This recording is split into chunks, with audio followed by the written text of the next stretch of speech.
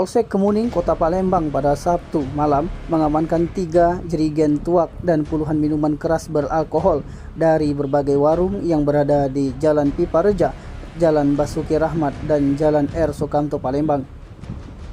Dari kegiatan KRYD oleh Polsek Kemuning itu juga diamankan 3 remaja di bawah umur yang diduga hendak melakukan tawuran, serta 9 kendaraan mobil dan motor karena memakai knalpot brong.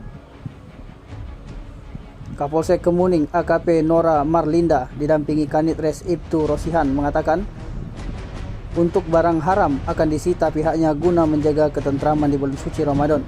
Sementara sejumlah remaja yang diamankan akan dipanggil orang tuanya lalu dibina.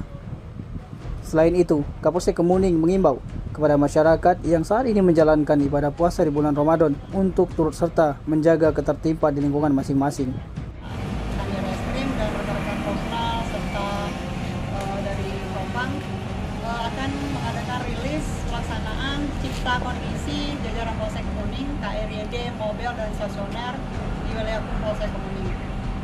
Waktu dan kegiatan pelaksanaan kegiatan kami di setelah pengamanan Cengbeng pada 30 Maret 2024 dari pukul 23.00 sampai dengan 06.00. Lokasi kegiatan di Jalan Basuki Rahmat, Sesar Tani, Jalan Pipa Reja, Jalan Maisalim Batubara, Simpang Kudus, dan juga di Kecamatan Kemuning.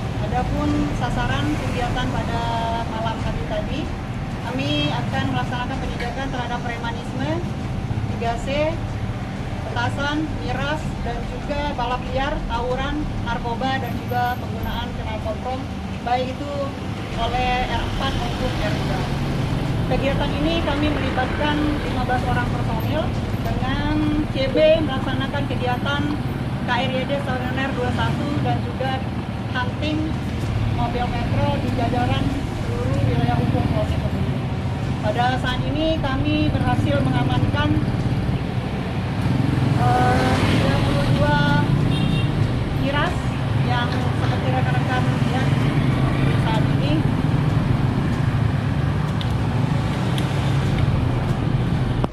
Kebir Tansum Sulawesi TV melaporkan.